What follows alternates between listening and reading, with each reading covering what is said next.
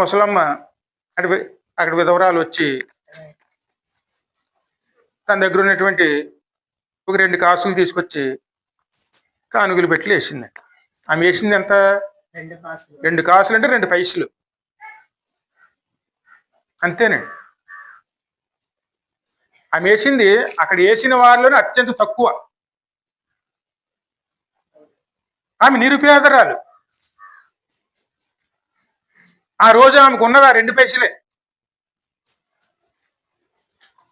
ఆమె ఆలోచిస్తే 1 పైసా వేసి 1 పైసా తన పొట్ట కోసం అసలు వాడుకోవచ్చు.